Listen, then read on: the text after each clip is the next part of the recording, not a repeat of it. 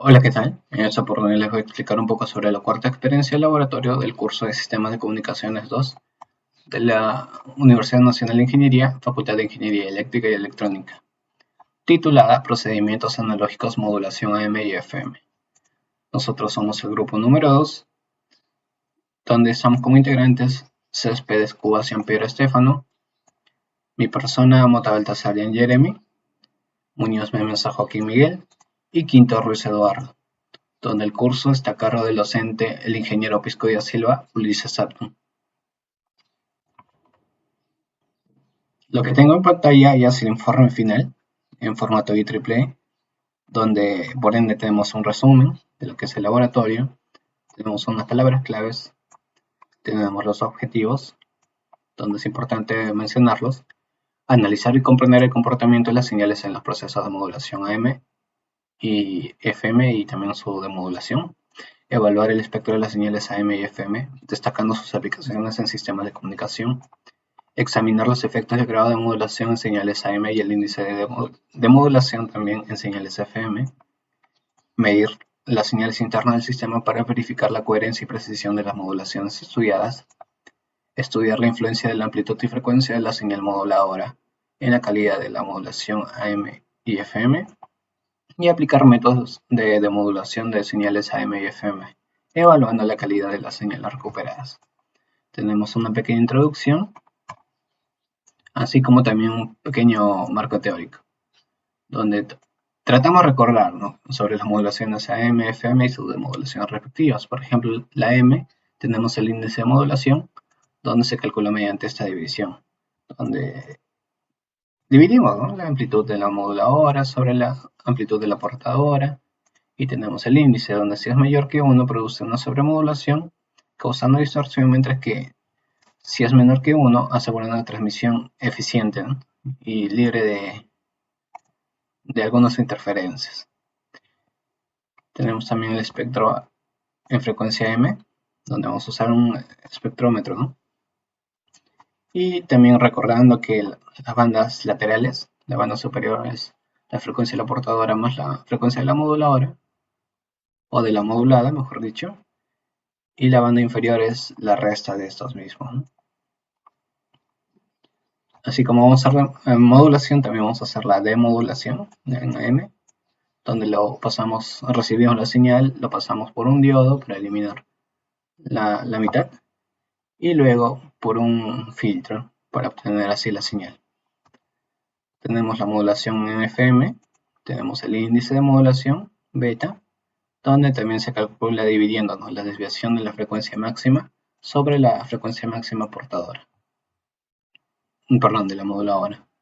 Frecuencia máxima de la señal moduladora. Tenemos también el espectro en frecuencia FM. Aquí tenemos ya el ancho de banda, que es 2 veces la desviación de la frecuencia máxima más la frecuencia máxima de la señal moduladora. Y a su vez tenemos la demodulación al final, que al mismo estilo que la M, ¿no? Tenemos la señal, pero esta vez del FM. Tenemos los equipos y materiales. Este laboratorio se trabajó usando un software, el LucasNull, y a su vez conectándolo a unas tarjetas, ¿no?, usando hardware y software. Acá describimos algunas de las tarjetas que usamos, que es la tarjeta moduladora M. Tenemos también la tarjeta de osciladores, obviamente, osciladores Colpitts y Harlt. Tenemos las tarjetas de modulación FM, y así, ¿no? Donde haremos más énfasis en este video exposición es el procedimiento y resultado. Aquí seguimos los pasos que nos indica la guía. El primero es principio de modulación M, medición con el osciloscopio. Acá hacemos las conexiones necesarias, que nos especifica, como dije, la guía. Conectamos esta interfaz a la computadora, analizamos en el software y vemos en el osciloscopio, ¿no? Tenemos la señal portadora y tenemos la señal moduladora. A su vez también tenemos algún cuestionario donde podemos responder, viendo las señales que ya se nos generan. Describa la señal medida. La señal del modulador aplicada en la entrada del oscilador aparece en la salida con igual frecuencia y amplitud. Y en el caso de la señal medida se trata de la señal portadora. Como se puede ver, para esta gráfica nos dice describe la señal medida. Esto es la señal de salida del modulador. En la salida aparece la señal moduladora con una amplitud menor a la que tenía en la entrada.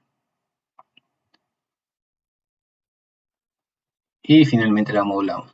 Ya conocemos una moduladora AM, donde tenemos acá la envolvente y tenemos la portadora, la frecuencia de la portadora, dándole forma a la señal que queríamos modular. Respondemos algunas preguntas. Describa las señales medidas. En la señal de salida aparece la señal portadora modulada en amplitud. Es correcto, AM. Y la señal de salida y la señal útil se diferencian en el signo. Grado de modulación. Hacemos las conexiones respectivas, ejecutamos y observamos y respondemos, ¿no? ¿Cómo varía la señal en la salida M-out? Si aumenta la señal de frecuencia, las variaciones de amplitud de la señal M se hacen mayores. Si disminuye la señal de baja frecuencia, las variaciones de amplitud en señal M se hacen menores. Y un indicador de la variación es el grado de modulación. Acá tenemos en la gráfica el famoso trapecio, ¿no? Donde podemos indicar o ver el índice de modulación que se está tomando en cuenta. Representación en los ejes X e Y de la modulación AM. ¿Qué forma geométrica tiene el oscilograma? Un trapezoidal. Reduzca lentamente la amplitud de la señal de baja frecuencia llevándola hacia cero. Describa cómo varía la representación en los ejes X e Y. La dilatación de la señal en el sentido X disminuye. Sí, en efecto, se puede observar. En el sentido del eje Y se igualan las prolongaciones de los bordes izquierdos y derechos. Es correcto. Y con una señal de baja frecuencia igual a cero, la señal tiene una forma lineal. También es correcto. Aumente la amplitud de la señal de baja frecuencia partiendo de su ajuste inicial. Describa cómo varía la representación en los ejes X e Y. La dilatación de la señal en el sentido del eje X aumenta. Ya fue respondido. Y bueno, ahora pasamos a la siguiente gráfica. Donde aquí ya, esta es una gráfica para el índice de modulación no menor que 1, como en este caso, sino ya igual a 1. Como se puede observar, ya está el límite, lleva prácticamente 0 en este punto. Ya no es un trapecio en sí, ¿no? Ya es una forma de triángulo. ¿Qué aspecto tiene la señal representada en los efectos X e Y con un grado de modulación de aproximadamente 100%? La señal tiene una forma de un triángulo. Pero ¿qué pasa si la representación en los ejes X e Y tenemos una sobremodulada, una M mayor que 1? Se obtienen dos triángulos. Esta no es la gráfica debería ser esta. Hubo un error ahí. Esta es una gráfica ya sobremodulada. Como se puede ver, hay dos triángulos. Y así podemos responder las preguntas, ¿no? La amplitud de la señal útil es mayor que la portadora, se produce una sobremodulación. Sí, en efecto se genera por esto, por la división, ¿no?, que vimos en el marco teórico. Luego, para que se aproveche la representación en los ejes X e Y del osciloscopio y la señal M, para estimar el grado de modulación. ¿Qué fórmula de cálculo se reduce a partir de los diagramas representados en los ejes X e Y? Tenemos esta división, ¿no?, que ya es conocida por teoría. Continuamos.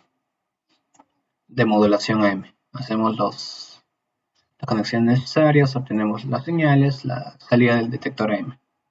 Escriba la señal que aparece en la salida del modulador, qué afirmaciones son correctas. La señal de baja frecuencia se encuentra en la salida del modulador. La frecuencia de la señal en la salida del modulador es igual a la frecuencia de la señal de baja frecuencia introducida, obviamente porque esa es la que hemos modulado y ahora la estamos demodulando. Y en la señal se puede reconocer un residuo de la portadora, obviamente porque el filtro no es perfecto, ¿no? Aquí tenemos una representación de lo que es de modulación AM. Como les dije, llega la señal aquí. Por el diodo eliminamos la mitad de la señal y le aplicamos el filtro y obtenemos aquí la señal. Seguimos respondiendo. A través del diodo, el condensador conectado posteriormente se carga con la primera semionda positiva de la señal AM.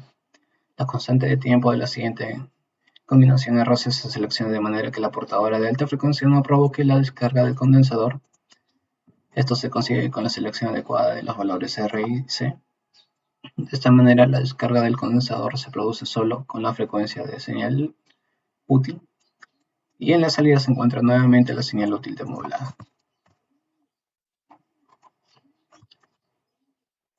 DBL, mediciones del osciloscopio. Acá obviamente de nuevo las conexiones. Ahora, describa la señal medida. En la señal del modulador se encuentra la señal portadora con una amplitud muy pequeña. Esto es lo que se conoce como portadora residual. Aquí lo podemos ver. Tenemos la señal M, tenemos ya la otra señal. La señal modulada y la señal de baja frecuencia. Obviamente la de rojo es la de baja frecuencia. Continuamos respondiendo. Describa la señal medida en la salida del modulador con la portadora residual minimizada y la señal de baja frecuencia introducida. La señal medida tiene una forma de una señal AM que ha sufrido una sobremodulación. Por ello se ve así, ¿no? Porque debería tener un espacio aquí. En la representación X y, como mencioné antes, tenemos ya dos triángulos, ya no ni un triángulo ni un trapecio. Aquí seguimos respondiendo. Describe la señal medida con el osciloscopio a través de lo que se observa en la representación X y. Se obtienen dos triángulos que se encuentran frente a frente. Tenemos la señal modulada y la señal modulada, la azul, y la señal moduladora, que es la de rojo. Y se puede observar, ¿no?, que no cumple ya el envolvente, porque por aquí es negativo, pero aquí se repite, ¿no? Lo que si lo pasáramos por un demodulador, esto lo reconocería como ya ambas señales todo en positivo. La que está acá estaría invertido al momento de modularlo. Escribo la señal del modulador en el paso por cero de la curva envolvente. En el paso por cero aparece un salto de fase. Como les dije, como hay un salto de fase, entonces esto sería positivo, ¿no? Lo cual está mal. No estamos modulando de la manera correcta. Si aparece una variación brusca de la fase, ¿cuál es su valor? La variación brusca de la fase es de 180 grados. Y explique el resultado de la medición. Este fenómeno se explica por la suma de los valores de la banda lateral superior y de la inferior. Si ambas señales cruzan en el eje X simultáneamente pero desplazadas en 180 grados, se modifica el sentido del resultado de la adición y se produce una variación brusca de fase. Espectro de modulación AM y el DBL. Las conexiones respectivas. Y ahora vamos a observar el espectro correspondiente. Tenemos aquí el espectro de la señal AM. Tenemos la portadora y sus bandas laterales, donde es la portadora menos la frecuencia de la señal modulada, y aquí la suma. Ahora sí, describa el espectro de la señal AM. La señal portadora se puede reconocer claramente en el espectro, obviamente es el que tiene mayor valor. Y la distancia que mantienen las frecuencias laterales con respecto a la frecuencia portadora corresponde al valor de la frecuencia de modulación. Justamente lo que acabo de explicar. Ahora tenemos el espectro de frecuencia de la modulación AM y DBL, que se ha variado en comparación de la primera medición. Ya no se puede reconocer, se puede reconocer un pequeño residuo de la portadora.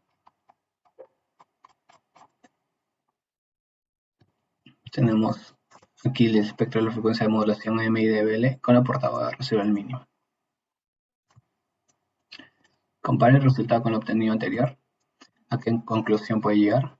En el espectro ya no se puede reconocer la presencia de la portada residual. Como se puede observar, ya es muy pequeña, ¿no? Que ya posiblemente ya se pierde con estos valores que están en los laterales. Entonces ya no se puede reconocer. La ventaja de modulación de BL sobre la modulación en amplitud se hace evidente a partir de los espectros medidos. En el caso de la doble banda lateral, la señal útil transmitida contiene casi toda la energía de la señal con la misma potencia de salida. La señal útil se transmite con un mejor grado de eficiencia. Y sí, ¿no? Como la portadora ya no es prácticamente cero, entonces toda la energía estará en las frecuencias laterales. BLU, generación a partir de la modulación M. Las conexiones respectivas y el gráfico. Tenemos la señal AM y tenemos la salida en el SC-out. Ahora, donde se compara las señales medidas, ¿qué afirmaciones son correctas? La amplitud de la señal AM es claramente mayor que la de banda lateral única, porque en la señal BLU no se transmite una de las bandas laterales ni parte de la portadora. Y en la señal de banda lateral única todavía se encuentran residuos de la portadora, señal que ha sido modulada junto con la modulación, como se puede observar en la gráfica. BLU, generación a partir de la doble banda lateral. Conexiones respectivas, la salida de la SC-out y describimos la señal medida. En el caso de la medición en el terminal SCB-out, se mide una señal de alta frecuencia.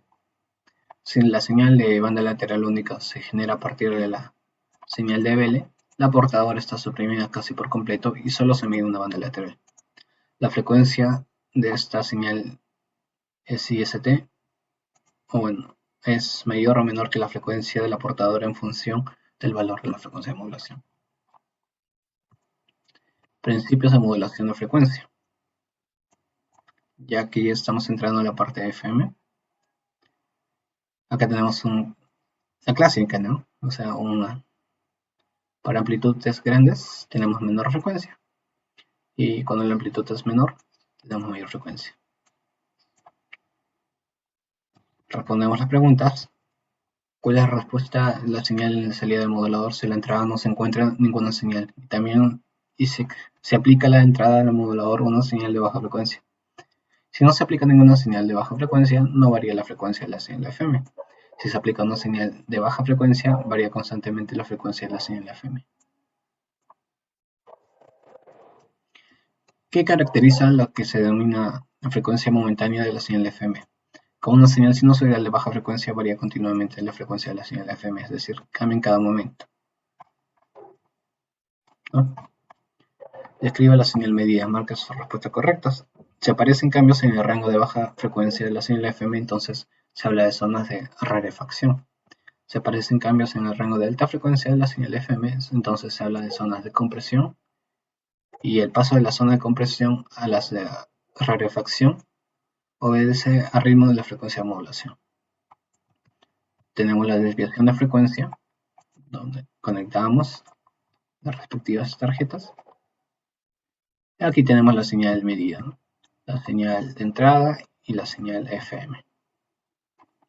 ¿Qué es notorio de la señal FM medida? Aparecen dos zonas en las que la frecuencia de la señal permanece casi constante, donde tiene el nivel alto y tiene el nivel bajo.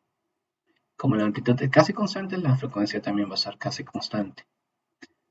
Por eso esta pregunta. ¿Qué representan las zonas de la señal FM en la que se reconoce una frecuencia casi constante? El valor de amplitud respectivo a la señal rectangular. Explique a partir de la señal de la salida medida el concepto de desviación de frecuencia. La desviación de frecuencia corresponde a la mitad de la resta realizada entre la más alta y la más baja aparecidas en la señal FM. Y ahora pasamos al espectro de modulación de frecuencia. Así como en AM, ahora haremos el análisis, ¿no?, del FM. Tenemos el espectro de la señal de modulación con una frecuencia moduladora de 5 kHz. Es por ello que aquí tenemos 100 5 kHz sería para acá. Y así. Tenemos el espectro de la señal de modulación con una frecuencia mayor de modulación de 10 kHz. Como se puede observar, ya es más separado. Aquí había una distancia de 5. Aquí tenemos ya una distancia de 10 kHz. Aquí tenemos una distancia de 15 kHz. Ahora nos dice comparar los espectros obtenidos con la imagen siguiente. ¿Qué valor tiene aproximadamente el índice de modulación de la señal de frecuencia medidas? Cuando el índice es menor que 1, tenemos un carrier mucho mayor que las bandas laterales. Cuando es igual a 1, tenemos más o menos esta figura. Cuando es mayor a 1, ya la portadora va decayendo al mismo nivel. Y cuando tenemos mucho mayor que 1, ya la portadora casi se mantiene, pero las bandas ya empiezan a desaparecer. Las bandas que están más cercanas.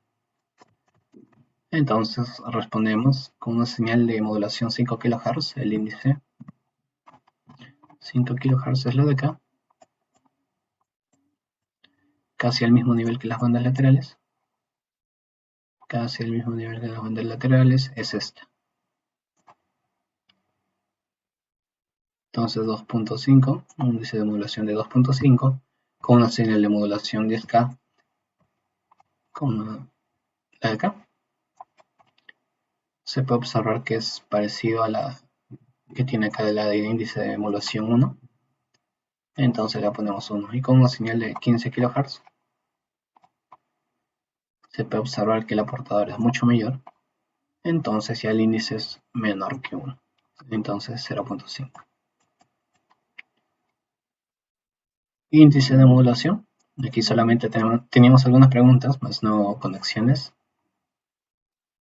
¿Cómo varía la señal de la salida del modulador? Si se reduce la amplitud de la señal moduladora, disminuye la distancia entre la más alta y la más baja frecuencia. Obviamente, si se eleva la frecuencia de la señal, aumenta la cantidad de compresiones y rarefacciones. ¿En qué casos se necesita un mayor ancho de banda para la transmisión de señales de audio, por ejemplo radio? Para las transmisiones de música en calidad MP3 hasta aproximadamente 15 kHz, puesto que la máxima frecuencia de modulación es mayor que la que se emplea en la transmisión de voz. Para la transmisión de señales de audio que tenga una gran diferencia en el volumen sonoro, puesto que la desviación de la frecuencia aumenta y por tanto lo mismo ocurre con el índice de modulación. Desviación de fase. Describe la trayectoria del ángulo de fase sin la señal de modulación. El ángulo de fase aumenta linealmente mediante que transcurre el tiempo, puesto que la frecuencia sin señal de modulación es constante. Describe el ángulo de fase con la presencia de la señal de modulación. En las ondas de compresión, la pendiente del ángulo es mayor que con la portadora no modulada, y en las zonas de rarefacción, la pendiente del ángulo de fase es menor que con la portadora no modulada. Esto es por teoría. Analice el ángulo de fase en lo relacionado con las diferentes amplitudes de la señal de modulación. Con amplitudes más pequeñas de la señal de modulación, la desviación de la pendiente de la señal no modulada es menor. Y analice el ángulo de fase en lo relacionado con las diferentes frecuencias de la señal de modulación. Con frecuencias mayores, la señal de modulación no se modifica la desviación de la pendiente de la señal no modulada. Analice las trayectorias de la curva del diagrama. ¿Qué afirmaciones son correctas? Tenemos la curva azul representa la mayor desviación en fase. La desviación de la fase es proporcional a la amplitud de la señal de modulación. Y la desviación de fase es inversamente proporcional a la frecuencia de la señal de modulación. ¿Sobre qué parámetros se debe ejercer la influencia para obtener como resultado que durante la modulación de frecuencia aparezcan interferencias o distorsiones de la señal recibida? Se debe ejercer influencia sobre el ángulo de fase en la señal FM, y se debe ejercer influencia sobre la frecuencia de la portadora de la señal FM. Tenemos la demodulación de la señal FM. Todo esto se respondía respecto a la teoría que nos daba la guía. Por ello no hay ningún gráfico. Pero ahora sí, volviendo a nuestro esquema inicial, la demodulación de la señal FM. las conexiones correspondientes. Y bueno, tenemos la señal modulada, entonces ya obtenemos la señal demodulada. La señal modulada es la de rojo y la que obtenemos es la de azul. Describa la señal de salida del demodulador. La señal de baja frecuencia se encuentra a la salida del demodulador con la misma frecuencia pero con menor amplitud. En la señal de baja frecuencia se reconocen distorsiones de pequeña amplitud. Se trata de los restos de la portadora. Como se puede observar, como una escalera, son los residuos. Tenemos otra pregunta más. ¿Qué medidas se podrían adoptar para mejorar la calidad de la señal que se obtiene en la salida del demodulador? Aumentar la frecuencia de la onda portadora, efectivamente. Emplear un filtro paso bajo con una pendiente de flanco más elevada de la salida del demodulador para eliminar los residuos y aumentar la amplitud de la señal de baja frecuencia. Tenemos aquí la señal de terminal de medición phi del demodulador y de la señal de entrada del demodulador. Describe la señal medida en el terminal phi del demodulador. La señal muestra un desfase en comparación con la señal de entrada. Aquí se puede observar un pequeño desplazamiento. Esa es la desviación de fase. O un desfasaje, mejor dicho.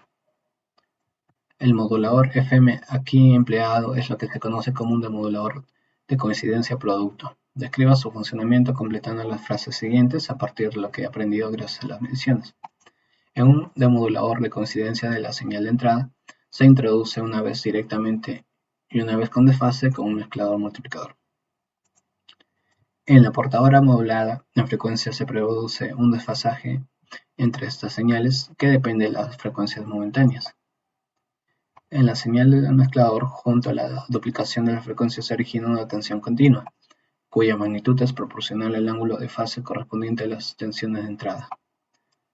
Dado que phi varía en función de la amplitud de la modulación, la señal de modulación ya demodulada aparece en la salida del mezclador. Y bueno, terminando ese laboratorio tenemos algunas observaciones que se hizo mediante el trabajo o que se descubrió. Por algo son observaciones. Tenemos unas pequeñas conclusiones donde la modulación en amplitud AM es una técnica eficiente para la transmisión de señales en aplicaciones donde la simplicidad del sistema receptor es prioritaria. Sin embargo, su susceptibilidad a ruido y la distorsión en condiciones de sobremodulación limita su aplicación en entornos ruidosos. El grado de modulación AM se debe mantener por debajo del 100% para garantizar una transmisión sin distorsiones y una recuperación precisa de la señal modulada con el receptor. La modulación en FM ofrece una mayor inmunidad de ruido y mejor calidad que la señal AM, lo que le hace adecuada para aplicaciones de transmisión de audio y datos donde se prioriza la fidelidad. No obstante, su mayor ancho de banda representa un desafío en términos de eficiencia espectral. La precisión en la demodulación de señales AM y FM depende en gran medida de la calibración de los detectores discriminadores utilizados. Errores en la configuración de estos dispositivos pueden comprometer la calidad de las señales recuperadas. El uso de módulos de laboratorio en condiciones óptimas es esencial para obtener resultados consistentes y confiables. Las fallas en los módulos o conexiones pueden afectar significativamente los experimentos y deben ser resueltas antes de realizar las mediciones críticas. Y por último, AM y FM son técnicas fundamentales para la comunicación analógica, pero cada una tiene ciertas ventajas, como lo especificamos anteriormente, que deben ser consideradas en función de los requisitos de la aplicación. AM es adecuada para sistemas simples y bajo costo, mientras que FM se destaca en escenarios que demandan alta fidelidad y resistencia a ruido. Bueno, esto es todo por mi parte. Aquí tenemos o les dejamos algunas referencias si quieren buscar más información respecto a este tema, AM y FM. Algunos libros como el Coach, el ATI, el Carson, el Tour, el Hiking y el Brachis. Y una vez más me despido. Gracias.